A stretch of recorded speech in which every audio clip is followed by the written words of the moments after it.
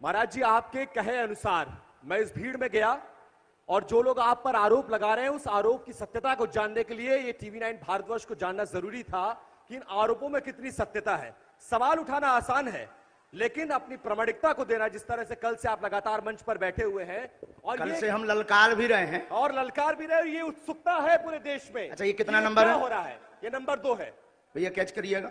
ये नंबर 2 है। और रुकिएगा, अब एक पर्चा हम और बनाएंगे। हाँ। और उस 2 में से फिर आप जिसको कहेंगे उसी में से निकलेगा। ठीक है। ये नेशनल टेलीविजन पर पूरा टीवी 9 भारतवर्ष लाइव दिखा रहा है ताकि लोगों में, दिमाग में जो द्वंद्व है वो खत्म हो जाए और वो जान सके कि दिव्य शक्ति होती है या नहीं होती है, ये जानना जरूरी है। आप लोग मानते हैं तो हमारे कैमरे पर ये रिकॉर्ड हो रहा है। मैं महाराज जी के कहने पर यहां से मैं भीड़ में गया और मैंने देखा कि भीड़ में सबसे ज्यादा परेशान कौन है। मुझे एक महिला दिखी जिनका बच्चा विकलांग था, मैं उनको लेकर आया हूं। वो महिला आ चुकी है, महाराज जी के सामने समक्ष पेश करूंगा। इससे पहले इस महिला को लेकर ना मेरी कोई बातचीत हुई, ना महाराज जी की बातचीत हुई, ना इस महिला से मेरी कोई बातचीत हुई है, इनके परिवार से। मैं इनको नहीं जानता, ये मुझे नहीं जानते और महाराज जी मुझे नहीं जानते। इतना ये नंबर कौन सा है? ये नंबर 3 है।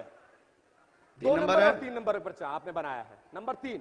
ठीक है, अब आप भेजिए उनको। अब आइए, आप आइए।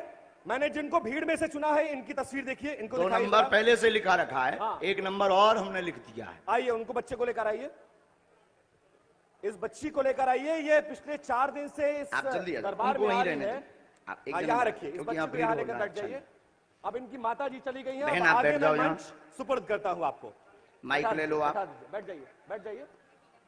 बिना माइक के तो बोलना है, पर कुछ देर के लिए तो ले लो। अच्छा पत्रकार महोदय जी, आपने इनका वहां इंटरव्यू लिया? मैंने इंटरव्यू लिया और तो इनके पास में फिर एक पर्चा निकला होगा। हाँ बिल्कुल निकला। खोलो पर्चा।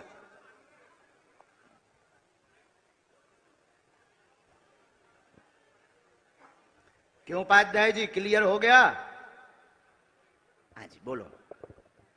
मेरी बेटी का नाम ईशु नायक है। जो क्या नाम है? ईशु नायक, जो चल नहीं पाती है और ठीक से बोल नहीं पाती है। ठीक है, और कुछ नहीं और ठीक है। इसमें एक बात और लिखी,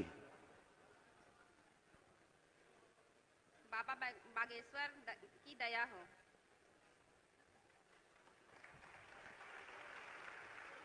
हमारे बालाजी पर्चा भी पढ़ते हैं बहुत अच्छे से, एक एक अक्षर पढ़ते हैं। वो प्रमाणित ये हो रहा है। आज का नजारा है रायपुर का। जो कहते थे कि दिव्य शक्ति क्या होती, दरबार क्या होता, ये नजारा ही देख लें, यही बहुत है।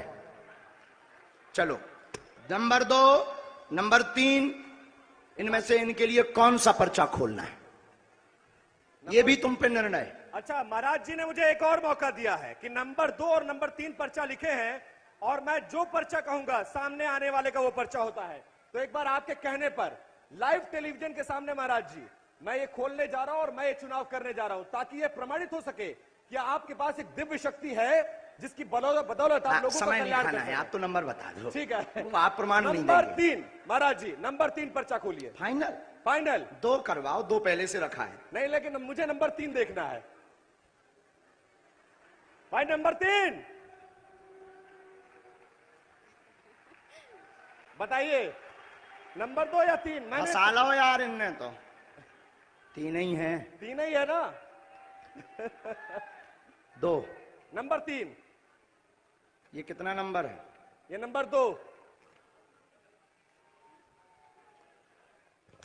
ये कितना नंबर है? नंबर 3। वो कौन है तुम्हारी? बेटी है। पढ़िए।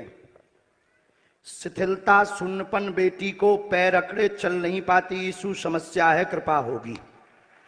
और इस बच्ची की तस्वीर दिखाइए, जिस बच्ची के लिए उसकी मां फरियाद लेकर आई थी, उस बच्ची को देखिए। ये बच्ची 4 दिन से इस दरबार में आ रही है। लाइव टेलीविजन के सामने ये प्रमाणित होगा कि जो हो रहा है उस पर सत्यता कितनी है, महाराज जी में कितना दम है, बालाजी महाराज में, बागेश्वर महाराज में कितना दम है, वो सब कुछ लाइव टेलीविजन कैमरे के सामने प्रमाणित होता हुआ प्रत्यक्ष को। ये नंबर भी फिर से एक बार दिखा दीजिए। जो कहते थे भगवान नहीं होते, दिव्य शक्तियां नहीं होती, उनकी ठटरी।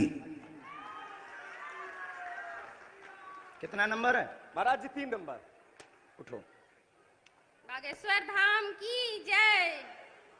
और देखिए ना, मैं इनको पहले से जानता था ना पहचानता था ना मेरी आपकी कोई बातचीत हुई है, लेकिन ये प्रमाणित हो गया एक दिव्य शक्ति है बागेश्वर धाम महाराज में। अब बजाओ दोनों ताली।